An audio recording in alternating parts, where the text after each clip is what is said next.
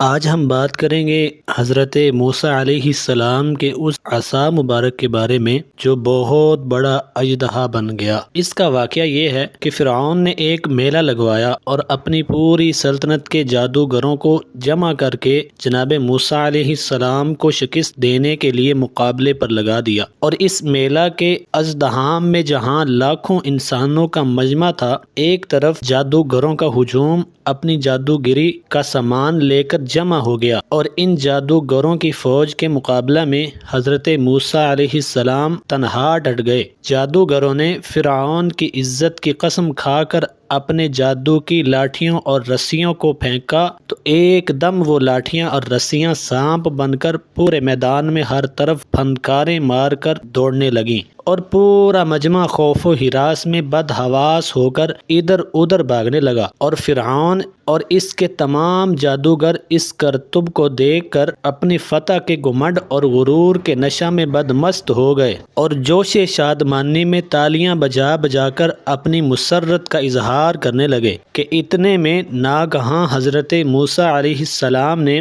خدا کے حکم سے اپنی مقدس لاٹھی کو ان سانپوں کے ہجوم میں ڈال دیا، تو یہ لاٹھی ایک بہت بڑا اور نہایت ہی ہیبت ناک اژدہا بن کر جادو کے تمام سانپوں کو نگل گیا۔ یہ معجزہ دیکھ کر تمام جادوگر اپنی شکست کا اعتراف کرتے ہوئے سجدے میں گر پڑے، اور با آواز بلند یہ اعلان شروع کر دیا کہ آمنا برب ہارون و موسیٰ، یعنی ہم سب حضرت ہارون اور حضرت موسیٰ علیہ السلام کے رب پر ایمان لائے، جس کا واقعہ قرآن پاک میں کچھ یوں ہے کہ جادوگروں نے کہا کہ اے موسیٰ، آپ اپنا عصا پہلے ڈالیں گے یا ہم پہلے ڈالنے والے بنے؟ تو آپ نے فرمایا کہ بلکہ تم ہی ڈالو۔ تو یکا یک ان کی رسیاں اور لاٹھیاں ان کی نظر بندی سے حضرت موسیٰ علیہ السلام کے خیال میں ایسے معلوم ہونے لگیں جیسے سانپ دوڑ رہے ہیں، تو حضرت موسیٰ کے دل میں تھوڑا خوف سا ہوا، تو ہم نے فرمایا کہ تم ڈرو نہیں، تم ہی غالب رہو گے، اور تمہارے ہاتھ میں جو عصا ہے